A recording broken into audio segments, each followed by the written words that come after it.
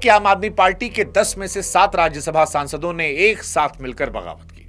Bharatiya Janata party का दामन थाम लिया। दल बदल कानून की बारीकियों को इतनी सफाई से इस्तेमाल किया गया कि 2/3 बहुमत के साथ पार्टी का विलय कर लिया। अब किसी की सदस्यता पर कोई आंच नहीं है, यानी ये सब के सब जो है ये राज्यसभा सांसद बने रहेंगे। इस बगावत का चेहरा बने राघव चड्ढा, मास्टरमाइंड बने संदीप पाठक। इनके साथ अशोक मित्तल, हरभजन सिंह, विक्रमजीत साहनी, राजेंद्र गुप्ता और स्वाति मालीवाल ने मिलकर केजरीवाल के पैरों के नीचे से सियासी जमीन खींच ली। अब ये केवल एक इस्तीफा थोड़ी था, ये तो एक सोची समझी अरविंद केजरीवाल पर सर्जिकल स्ट्राइक थी। ऐसी सर्जिकल स्ट्राइक जिससे अरविंद केजरीवाल बिल्कुल बेखबर थे, और बेखबर से ज्यादा ये स्ट्राइक उनके सबसे कमजोर वक्त में उन पर एक बड़े प्रहार के तौर पर थी। लेकिन जब इस पूरी बगावत की आप गहराई में जाते हैं तो सुई जो है वो घूम फिरकर केजरीवाल पर आकर टिकती है।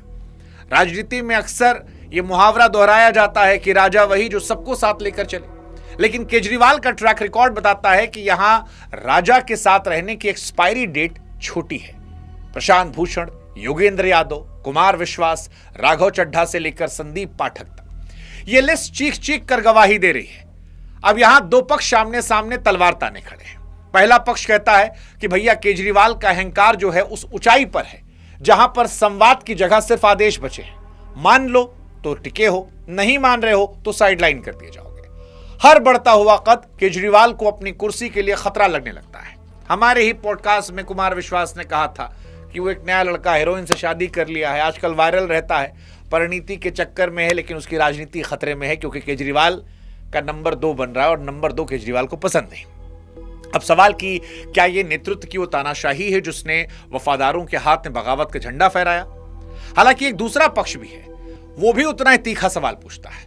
वो कहता है कि ये सिर्फ तानाशाही का रोना है या फिर सीबीआई और ईडी की फाइलों का खौफ, क्योंकि केजरीवाल के साथ जितने नेता थे वो जेल गए और जो जेल नहीं गए वो विदेश चले गए आंख का इलाज करवाने।